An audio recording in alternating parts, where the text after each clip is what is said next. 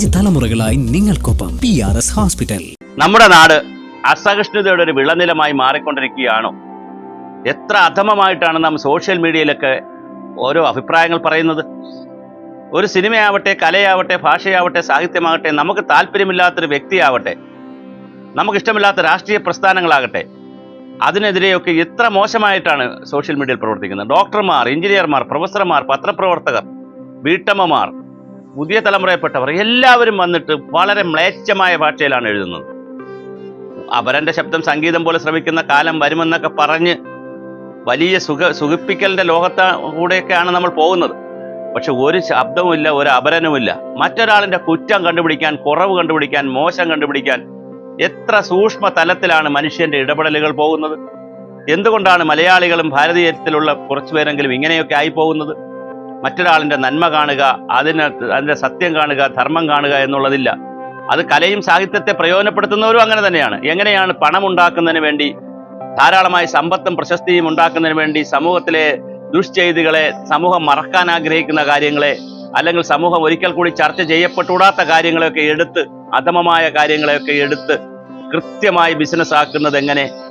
അങ്ങനെയാണ് ഒരു വിഭാഗം ആളുകൾ ആലോചിക്കുന്നത്. അങ്ങനെ ബിസിനസ് ആക്കുമ്പോൾ അതിനകത്തൊക്കെ ഉള്ള കുറ്റങ്ങളും കുറവുകളും ഒക്കെ കണ്ടുപിടിക്കുന്നത് എങ്ങനെ? നല്ലത് വന്നാലും അതിൽ തെറ്റ് കണ്ടുപിടിക്കുന്നത് എങ്ങനെ? ഇങ്ങനെ വളരെ അസഹിഷ്ണുതയിലൂടെ ലോകത്തിലൂടെയാണ് നാം പോകുന്നത്. സാഹിത്യരംഗത്തും ഇത് തന്നെയുണ്ട്, സാമൂഹ്യ രംഗത്തുണ്ട്. നമ്മളൊരു ദ്വന്ദ്വ വ്യക്തിത്വം ഉണ്ടോ എന്ന് പലപ്പോഴും സംശയിക്കേണ്ടിയിരിക്കുന്നു. പുറത്ത് നമ്മൾ വലിയ സോഷ്യലിസവും മതേതരത്വവും ഒക്കെ പറയുകയും ഉള്ളിൽ ജാതിയും മതവും വർഗവും ഗോത്രവും ഒക്കെ കൊണ്ട് നടക്കുന്നു. ഇപ്പോൾ സിനിമയെ സംബന്ധിച്ച് നോക്കൂ, എമ്പുരാൻ സിനിമയെ സംബന്ധിച്ചുള്ള വിവാദങ്ങൾ. സിനിമ നല്ലതാണോ, ചീത്തയാണോ, മോശമാണോ, അല്ലെങ്കിൽ അതിലെന്തൊക്കെ പറയുന്നു എന്നുള്ളത് വേറെ കാര്യം. പക്ഷെ അതിനെതിരെ നടക്കുന്ന, അതിന് അനുകൂലമായും പ്രതികൂലമായും നടക്കുന്ന ആ വെല്ലുവിളികൾ, അനുകൂലമായും കുറേ വെല്ലുവിളികൾ നടക്കുന്നു. ഞങ്ങളിവിടെ നടത്തിച്ചിട്ടേ പോകുള്ളൂ, കണ്ടിട്ടേ പോകുള്ളൂ. എല്ലാ രാഷ്ട്രീയ പാർട്ടികളും പോയി കാണുന്നു.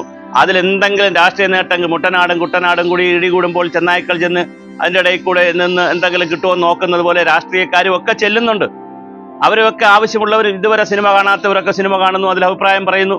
എന്താണ് ഇവിടെ സംഭവിക്കുന്നത്? വലിയ അസഹിഷ്ണുതയല്ലേ? ആവിഷ്കാര സ്വാതന്ത്ര്യം എന്നൊക്കെ പറയുന്ന ഇവിടെ ആർക്കെങ്കിലും അനുവദിച്ചു കൊടുത്തിട്ടുണ്ടോ? അടിയന്തരാവസ്ഥ കാലത്ത് ആവിഷ്കാര സ്വാതന്ത്ര്യം അനുവദിച്ചിരുന്നോ? നമ്മുടെ എം എം മത്തായി, നെഹ്റുവിൻ്റെ സെക്രട്ടറി ആയിരുന്ന എം എം മത്തായിയുടെ പുസ്തകത്തിന് എന്താ സംഭവിച്ചത്? ദേവേന്ദ്രനും അതുപോലെ തന്നെ കിഷോറിൻ്റെ ഗാനങ്ങൾക്കൊക്കെ എന്താ സംഭവിച്ചത്? ഇവിടെ വിജേന്ദ്ര സിംഗ് എന്ന് പറയുന്ന സ്വാമിജിക്ക്, ഇന്ദിരാഗാന്ധിയുടെ ഗുരുവായി ആചരിച്ചിരുന്ന വീരേന്ദ്ര സിംഗ് എന്ന് പറയുന്ന സ്വാമിജിക്ക് എന്താണ് സംഭവിച്ചത്? ഗുൽബർഗിന് എന്താ സംഭവിച്ചത്? ഓരോരുത്തരെടുത്തു, നിങ്ങൾ ഏത് വിഷയം എടുത്തു നോക്കൂ. മീശ നോവൽ വന്നപ്പോൾ അതിനെതിരെയും കുറേ പ്രശ്നങ്ങൾ വന്നു. അപ്പോൾ എഴുതുന്ന ആളിനും അങ്ങനെയുണ്ട്. എങ്ങനെയാണ് ഒരു സമൂഹത്തെ മോശപ്പെടുത്തി എഴുതി കാശുണ്ടാക്കുക, പോപ്പുലർ ആവുക എന്നുള്ള ചിന്തയുമുണ്ട്. രണ്ടും നമ്മൾ കാണാതിരുന്നുകൂടാ. അപ്പോൾ തീർച്ചയായിട്ടും വളരെ ഗൗരവമായി ഇവിടെ TP51 സിനിമ വന്നു, കാശ്മീരി ഫയൽ വന്നു, അതുപോലെ തന്നെ കേരള സ്റ്റോറി വന്നു. എന്തെല്ലാം ബുദ്ധിമുട്ട്. മൊയ്തു താഴത്ത്, TP51 എടുത്ത മൊയ്തു താഴത്ത് പറയുന്ന കേട്ടാൽ വളരെ സങ്കടമെന്ന് തോന്നുന്നു നമുക്ക്. ഏതൊക്കെ രീതിയിലാണ് അദ്ദേഹത്തെ പ്രതിരോധിക്കാൻ ശ്രമിച്ചത്. അപ്പോൾ എല്ലാവരും അവരവർക്ക് നേരെ വരുമ്പോൾ ഭയങ്കര അസഹിഷ്ണുതയാണത്. മറ്റൊരാളിന് വരുമ്പോൾ, ആരാൻ്റെ അമ്മയ്ക്ക് ഭ്രാന്ത് വന്നാൽ നമുക്ക് ചിരിക്കാനും സന്തോഷിക്കാനും ഒക്കെ വലിയ താല്പര്യമാണ് മലയാളിക്ക്. അത് വലിയ കൂടുതലാണ് മലയാളിക്ക്.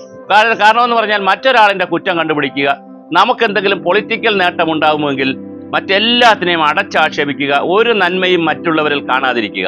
ഇതെന്ത് അസഹിഷ്ണുതയാണെന്ന് മനസ്സിലാകുന്നില്ല. തീർച്ചയായിട്ടും അത് ഗൗരവമായി കേരളം ചർച്ച ചെയ്യേണ്ട വിഷയമാണ്.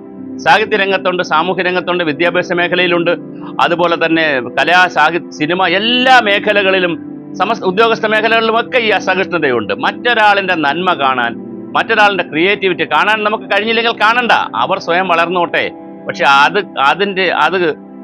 കാണുന്നില്ല എന്നുള്ള പോട്ടെ, അല്ലെങ്കിൽ പ്രൊമോട്ട് ചെയ്യുന്നില്ല എന്നുള്ള പോട്ടെ, അല്ലെങ്കിൽ അംഗീകരിക്കുന്നില്ല എന്നുള്ളത് പോട്ടെ, അത് അസഹിഷ്ണുതയോടുകൂടി കാണുകയും അതിനെ നശിപ്പിക്കുന്ന രീതിയിലുള്ള ജാതിയുടെയോ മതത്തിൻ്റെയോ എന്തെങ്കിലുമൊക്കെ രാഷ്ട്രീയത്തിൻ്റെയോ ഏതെങ്കിലും ചിഹ്നങ്ങൾ എടുത്ത് ഉപയോഗിച്ച്, അല്ലെങ്കിൽ ഇപ്പോൾ കറുപ്പമൊക്കെ വന്നിട്ടുണ്ടോ, നിറമൊക്കെ വന്നിട്ടുണ്ട്, ഏതെങ്കിലുമൊക്കെ ചിഹ്നങ്ങൾ എടുത്ത് ഉപയോഗിച്ച് മറ്റൊരാളിനെ അധമപ്പെടുത്തുവാൻ, അല്ലെങ്കിൽ മറ്റൊരാളിൻ്റെ മോശം കാര്യങ്ങൾ കാണുന്ന ഒരു അസഹിഷ്ണുത നമ്മൾ കണ്ടുവരുന്നുണ്ട്. ഇത് ഒരിക്കലും പൊറുക്കാവുന്നതല്ല.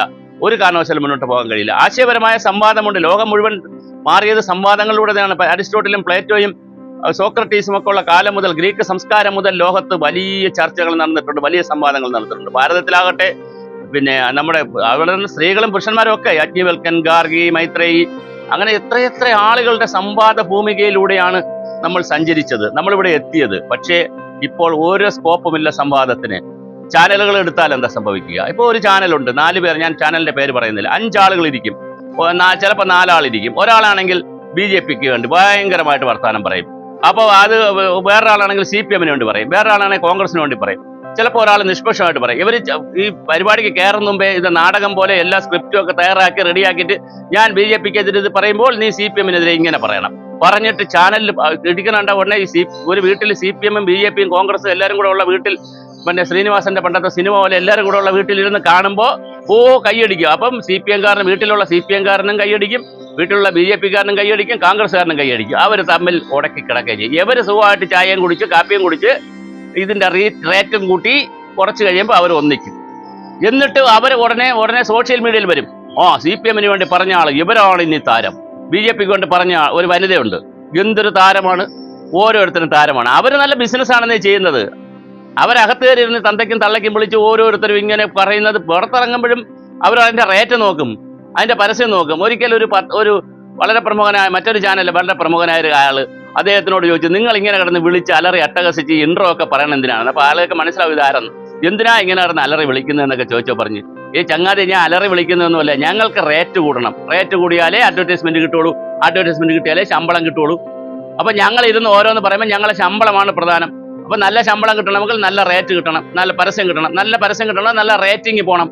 അപ്പം ഞങ്ങൾക്ക് സഹിഷ്ണുത അസഹിഷ്ണുതയൊന്നുമില്ല, ഞങ്ങൾക്ക് വായി തോന്നുന്നത് കോതയ്ക്ക് പാട്ട്. എന്തൊക്കെയാണ് ഇവിടെ സംഭവിക്കുന്നത്? ഇത് കാണാനൊരു സമൂഹം, അതിനെ പേരിൽ തർക്കങ്ങൾ ഉണ്ടാക്കാനൊരു സമൂഹം, ഉടനെ അതിനെ തുടർന്ന് സോഷ്യൽ മീഡിയയിൽ ഇട്ടിട്ടുള്ളൊരു സമൂഹം. എന്താണ് ഇവിടെ സംഭവിക്കുന്നത്? ബിംബാരാധനകളും എന്തെല്ലാം സാമൂഹ്യ പ്രശ്നങ്ങളുള്ളൊരു നാടാണ് ഇവിടെ.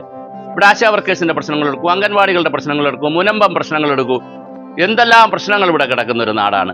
അതുപോലെ തന്നെ നമ്മുടെ പിന്നെ അമ്പലമുകൾ എടുക്കൂ, എത്ര ആളുകളാണ് അവിടുത്തെ ഫാക്ടറികൾക്കെതിരെ വളരെ ഗൗരവമായ പുകമലിനീകരണവും കൊണ്ട് ജീവിക്കാൻ ശ്വാസം മുട്ടി ജീവിക്കുന്നത്.